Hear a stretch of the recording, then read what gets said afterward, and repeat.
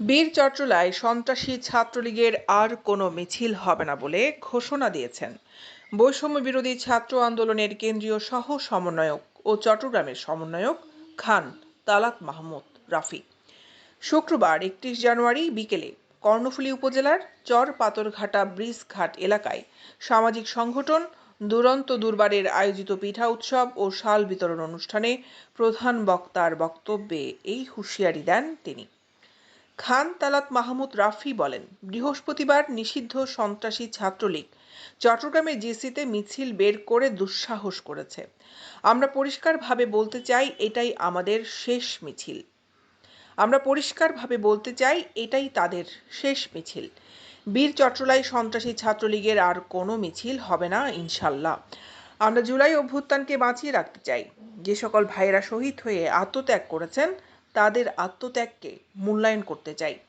তাহলে আমাদেরকে রাজপথেই থাকতে হবে। আমরা দেখেছি কিভাবে পুলিশ লীগ, সন্ত্রাসী ছাত্রলীগ, সন্ত্রাসী আওয়ামী লীগ সবাই মিলে আমাদেরকে পিটিয়ে দখল করেছে, কিভাবে রামদা দিয়ে কুপিয়েছে। আমরা পরিষ্কারভাবে বলতে চাই, কুড়ি হাসিনার কোন দূষর ছাত্রলীগের সন্ত্রাসীরা এই বীর চট্টলায় মাথা চাড়া দিয়ে উঠতে পারবে না। রাফি আরো বলেন, যখন কর্ণফুলী জেগে যাবে তখন বীর চট্টলা জেগে যাবে। তারা আমাদের বোনকে পিটিয়েছে, এমনকি রেপ অ্যাটেম্প করার মতো দুঃসাহস দেখিয়েছে।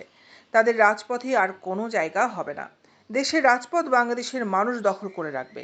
কোনো খুনির জায়গা এই দেশে নেই। দুরন্ত দুর্বারের সভাপতি লায়ন এম রমজান আলী রমুর সভাপতিত্বে সাধারণ সম্পাদক সিরাজুল ইসলামের সঞ্চালনায় অনুষ্ঠানে প্রধান অতিথি ছিলেন ডায়মন্ড সিমেন্ট লিমিটেডের ডিএমডি লায়ন মোহাম্মদ হাকিম আলী। এতে বিশেষ অতিথি ছিলেন মির্জা আব্বাস, জামাল উদ্দিন মুন্সি, মুসা শিকদার সহ অনুষ্ঠানে সংগঠনের সকল সদস্যরা উপস্থিত ছিলেন। দৈনিক আজাদী নিউজ ডেস্ক।